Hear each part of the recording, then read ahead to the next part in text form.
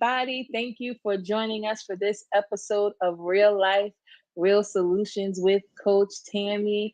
And let me tell y'all, I am excited about our guest today, Dr. Regina Poole, who is an anointed woman of God. She is a speaker, she is an author, she is a coach, she is an entrepreneur. She is a mighty woman of God. She is the founder of Meeting in the Ladies' Room, a safe space for women to come together and pour and receive into one another. Let me just prepare you in advance. Dr. Poole is real. She is raw, and she's going to give you a relevant word. So strap in and get ready. Welcome to Real Solutions. Dr. Poole, how are you today? Thank you so much, Coach Tam. I am doing well. I'm excited to be here. The tables have flipped in 15 years, and now it's you interviewing me, and I'm super excited and honored to be here. I don't take it lightly. I'm excited to have you. Thank you for saying yes. And I'm certainly excited about our topic because you are one. What I've known and learned about you down through the years, you are going to speak your truth. Now, I know, of course, that probably was a journey, right? So, we're going to talk about that. So, today's topic is learning to speak your truth. So, the first thing I'm going to ask you is can you describe a moment in your life when you first realized the importance of speaking your truth? I'd have to say, Coach Tam, it was probably around the time you and I met, maybe 10 years or so into my marriage. Um, it's probably when I realized, and it wasn't that I wasn't a truthful person.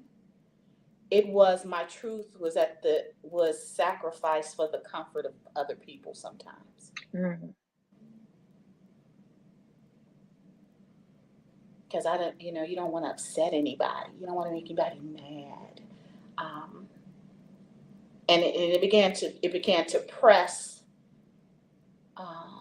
in a lot of ways. And then the other thing I'll say about speaking my truth, the precipice to speaking my truth came with some revelations of who I really am. And once I stopped wrestling with who I really am, then the truth started bubbling up and overpouring. And the truth is not one dimensional, right? It was hitting everything and everywhere at the same time. So it was probably about 10 years ago, about close to about the time I met you. We began our journey. Yeah. And so, what happened around that time that caused that struggle for you to really begin that wrestle to who you were, but who you needed to be? So what happened around that time was I had completely lost Gina. I was Poole's wife. I was the director of dance. I was Morgan and TJ and Madison's mom. I was Gwen's daughter. I was all of these things that were great things, but that wasn't all there was to me. And it became frustrating because I couldn't I didn't feel as if I could express myself or be myself or say what or do what I wanted to do, be who I needed to be. And that's because I'm so type A, that inability to do that made me feel like I was failing in everything. Mm. So I had to pump the brakes and be like, hold on, hold on, hold on. Now, surely, God, you didn't bring me this far for me to self implode at this moment in my life, where it's probably it's been more than 10 years. But nevertheless, it's probably been more like 14. But it was hard because when you try to cover, hide, shield, even protect your truth, it comes with some consequences. It's kind of like you ever walk down the sidewalk and you see these little blades of grass pop up from between the concrete. You're like, well, where did that come from? Somewhere along the line, away, a seed got in a crack and it sprouts up. Well, your truth is like that seed that'll sprout up in the most unexpected places. And so you either deal with it, accept it, or you eradicate it. And so that's where I was. And so I found myself being frustrated, and I had to go to my husband, and it was a deep dive. And my truth was I was having daddy issues. Now my father had never been in my life, but I realized that me not understanding what it was to be covered and protected by a man, but being raised by a strong woman, which oftentimes meant I was doing stuff just because I knew to do it. It kind of pushed him out the picture. It was creating conflict. So what is really at the base of this conflict? So when I discovered that, I was like, okay. And I don't know if you remember this. I remember reading you guys, it was back when Periscope was on. I remember reading you guys a letter that I wrote to my father. I never mailed it, but I just wrote it to him. And what I thought was going to be a letter of anger was really a letter of truth. And the truth was I felt sorry for him. The truth was I felt sorry that he missed out on so many amazing things. You you never got to see me go to a state track meet. You never saw me graduate. You weren't there when I got married. You didn't get to walk me down the aisle. You never saw it. So all of these truths began to bubble up. And that's how I got here. And so once you go on a truth mission, you're obligated to finish it. You're obligated not to finish it, to live it. You're obligated. Doesn't make you perfect. It doesn't make you perfect. And let me preface this by saying that sometimes the truth is just downright ugly. And you gotta face that ugly too. Wow, that is so good because, and not to discount the journey of our brothers, right? But I No. know a lot of women can relate to everything that you just said because women more so deal with that sense of being lost with all of the titles that we earn throughout life, wife and mother and leader and this and leader and that, that even so much so that when people look at us, they forget before we were any of those, right? We were Regina and Tamara. And it were things that we liked and desired and wanted that sometimes get lost into that. Like you said, we sacrifice our truth for the comfort of other people because we don't want to rock the boat. But you're right, there comes that point where we got to stop, first of all, wrestling with who we are, and we got to face the truth. And I like how you say, excuse me, that once you are on a truth mission, you are obligated to live it. You're obligated. Yeah. What helped you live out that truth, right? Because some people, when we start that truth mission, depending on the truth that's revealed, right? Especially if the truth is wrapped around some kind of trauma, some people will forfeit that mission to truth. So, what helped you really live out the truth that was revealed to you about your life? It was really, really simple for me. For me. The simple answer was I looked at the three little faces that called me mommy and wanted them to live an unapologetically blessed life without any hindrance or the ability of anybody to come and smack them with something that they didn't already know. Hmm. That's simple. Wow. And I don't I don't know if you remember this. Once upon a time I would say, listen, y'all, if somebody told you they saw me fight one time, I ain't gonna even argue with you. They did. They did. You know, my kids laugh at me. We had a conversation. It was so funny. We were sitting at the dinner table and they were like, Dad, how many times did you get suspended from school? My husband was like, I never got suspended from school. And so we were going around the table. My son said, well, I got suspended once and it was really silly, but I never got in trouble again. And my oldest daughter was like, well, I got suspended once, but it really wasn't my fault. And it wasn't. She was defending herself. So then my youngest daughter was like, well, I got suspended once and it wasn't her fault either. With my girls, it was always a situation of bullying and the bully went too far and didn't know they poked the bear. So, and they said, well, Mom, how many times you get suspended? I was like, about 5.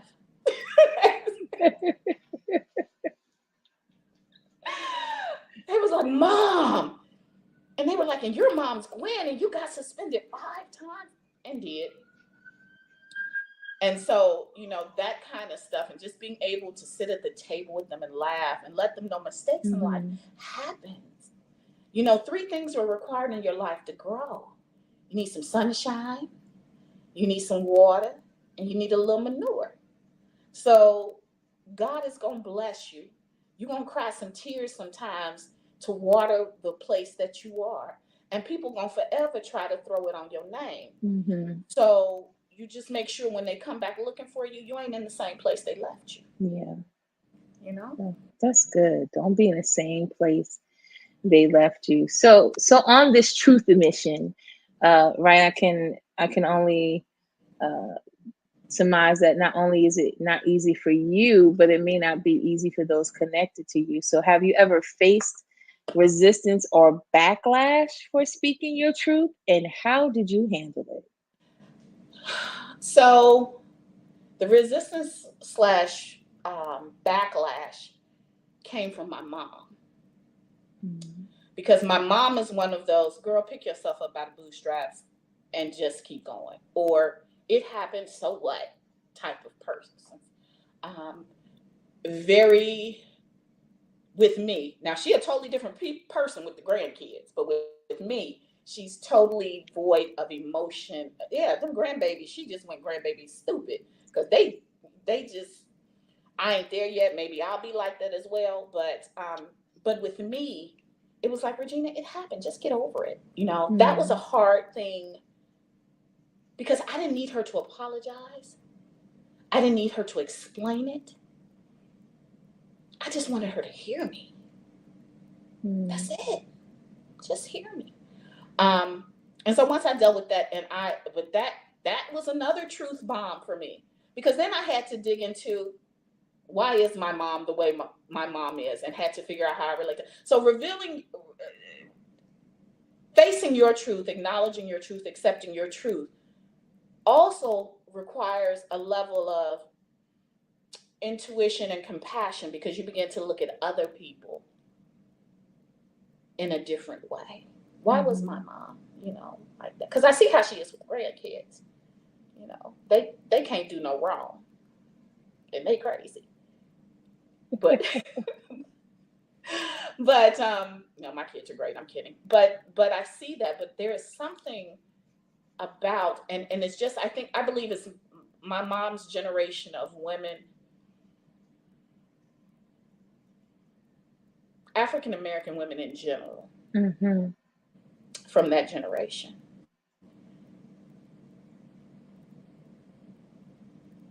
Wanted to make sure we knew how to survive, and they weren't so keen on teaching us how to live, if that Mm. makes any sense. Absolutely. So they want to make sure we knew how to survive. If anything happened, I knew how to change a tire. I knew how to put the pilot light back on if it ever went out in the water heater. That kind of stuff. Yeah. Um, because we couldn't waste time on emotions. Because I got to make sure you're safe and protected and thriving, and then nobody takes advantage of it. And all of that's good stuff, but it was without balance. Yeah. You know what I mean? Yeah. And I So think that yeah. I'm sorry, go ahead. No, I was gonna say. So I think that me going on my truth journey, and that with her, the person who opened it, which I expected him to, but my husband was very much, whatever you need to do, I got you covered. I'm gonna be Mm-hmm. your covering without holes. I got you. Whatever you need to do. If you need some time, I got the kids. If you need whatever you need to do for us to get through it, if you need to cry, if you need to. And so it was bittersweet. My mom, it took me a minute. I had to step back, reassess, and I kept approaching her and approaching her. So it wasn't a one-time conversation. Let me say that too. It wasn't a one-time conversation. It was a series of conversations until, and I'm not even saying she heard me, but it was until I understood why she responded the way Mm. she did. Because I'm only responsible for me, right? And to That's honor good. her. That's all. I'm responsible for me, and I have to honor her. Wow, that's good. I hate to pause right here, but we need to pause for a quick commercial break, and we're going to pick back up right there on that piece of the conversation. So, you guys, check out this commercial, and we will be right back with you. Join us at the Overcomers Conference, where men and women come together to empower and uplift each other in faith. Discover powerful speakers, engaging workshops, and a supportive community that will help you overcome life's challenges. Don't miss this opportunity to grow spiritually and connect with like-minded individuals. Be part of something greater at the Overcomers Conference. See you there. Welcome back from the commercial break. Thank you for still being here. Now, before we broke, you was talking about the dynamic of understanding why your mom responded, and that you just piqued something where we might come back for another conversation, right? Because there are atrocities that, as African American women in this country, that our parents dealt with, that made them live. They had no choice but to live in survival mode, right? Right. And because of some again the atrocities that they dealt with, they just tried to make sure we were safe to the best of their abilities. But like you said, Mm-hmm. that left some things lacking, right? And not that they were intentional, but they, were doing the best that they could. But I think that's a good conversation that you should come back and have with us at another time. But earlier, just so y'all heard that, right? You heard that was an invite. Amen. And bless God. But you said earlier that it wasn't so much that you wanted her to acknowledge or apologize, but that you wanted to be heard. Can you talk about, even in speaking your truth, the power of being heard? Because I think a lot of times that even when we are the recipient of somebody speaking their truth, we don't understand just the power of listening. So can you just talk to that about the power of being heard? The power of being heard is so important to me. I don't even like text messages for real. Short of yes and no questions. It took me too long not to be afraid of hearing myself, for you to take away Mm, my ability to hear myself. wow. Because the words that we speak, their spirit and their life, and I'm framing my life by the words that proceedeth out of my mouth, right? So you can't, it's so important. Whatever your words are, whatever, even when they're the wrong words, you need to hear yourself say the wrong thing and allow yourself the latitude to correct it and to make corrective measures. Um, I think it's exceptionally important. I think, especially as women, too many of us, I don't know why I'm getting ready to say what I'm getting ready to say. Too many of us hold too many secrets. And because we're holding those secrets, we have a whole bunch of people assigned to us that are going to suffer because we won't open our mouths. Mm, mm, mm, mm. So it's very important to me. I have a little millennial boss who likes to text me dissertations, and I politely respond, "I ain't hear nothing you said." And she'll call me. She's like, "Regina, what are you talking about? I didn't say anything. I texted you." I said, "I know, but I got you to call, didn't I?" So it's just, you got to beat the millennials at their own game sometimes. But anyway, so I think it's so important, and I tell my daughters this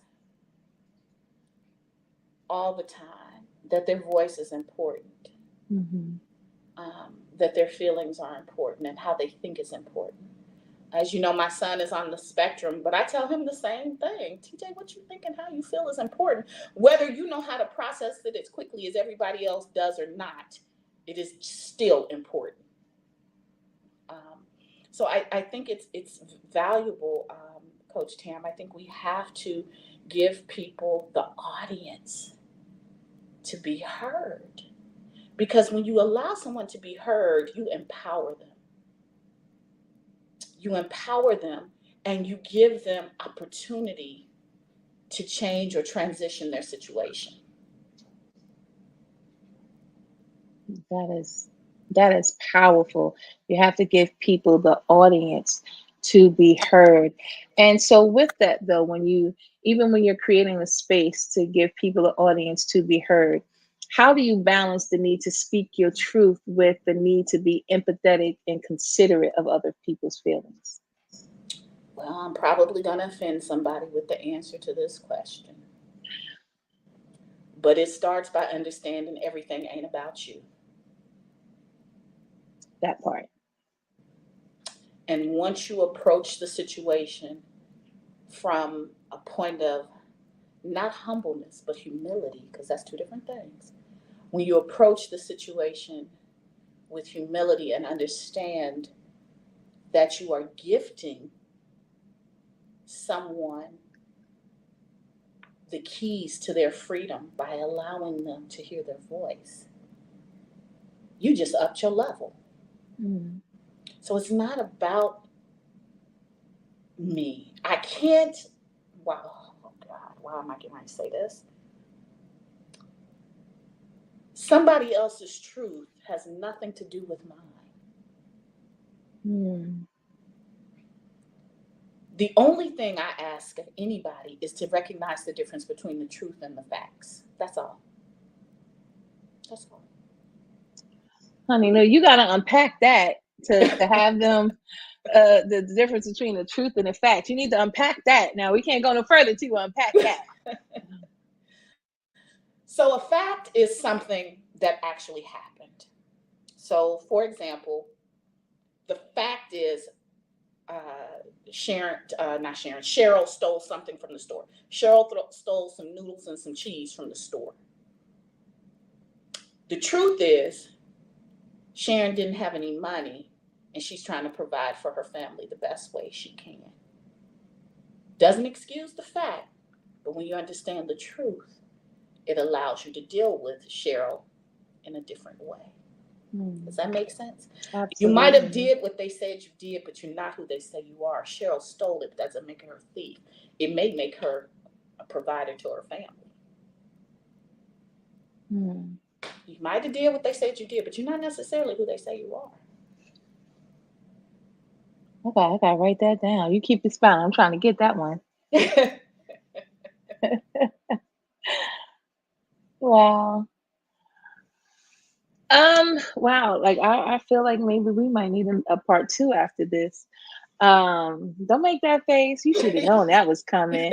But for this segment, for this interview, I guess my last question for now would be, what advice would you give to someone who is struggling to find and speak their truth? I think the advice I would give someone that is struggling, well, let me say this first. I don't think any of us don't know our truth. I think we choose to ignore it. I think anyone who is struggling to express their truth or what have you, my advice to them would be, number one, why? What, if you wrote it down on a piece of paper, you're saying, if you say X, Y, Z, what are the cons that you are so afraid of that will happen? And when you look at those cons, I want you to ask yourself, does this really have anything to do with you? Mm. Because some people don't walk away from you. Some people, God moved them. You might call it walking away, but it's really God moving them because they're in direct conflict with His purpose that's tied to your truth, right? The second thing I would tell people is that when you speak your truth, and I know this is going to sound crazy, or when you acknowledge your truth or whatever,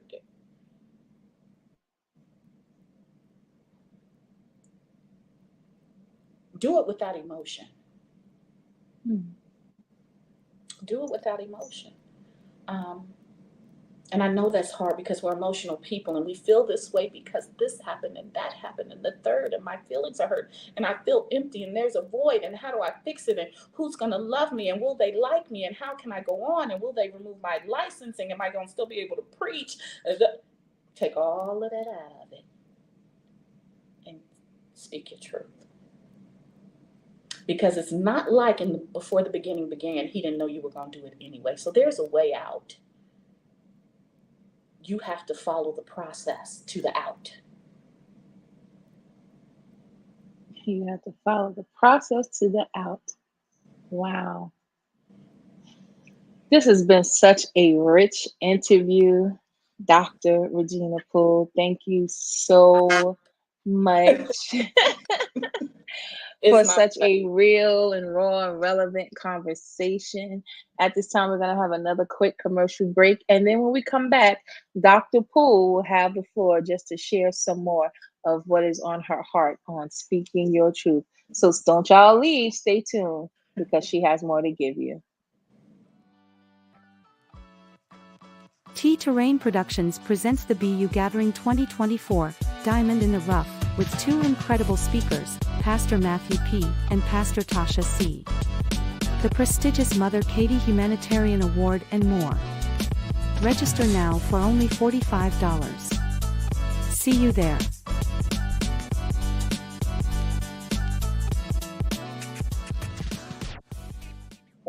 Once again, I'd like to thank Coach Tam, Pastor Tam, for inviting me to come on her Real Life, Real Solutions show. I don't take it for granted that anybody would want to hear what I'd have to say, so thank you so much.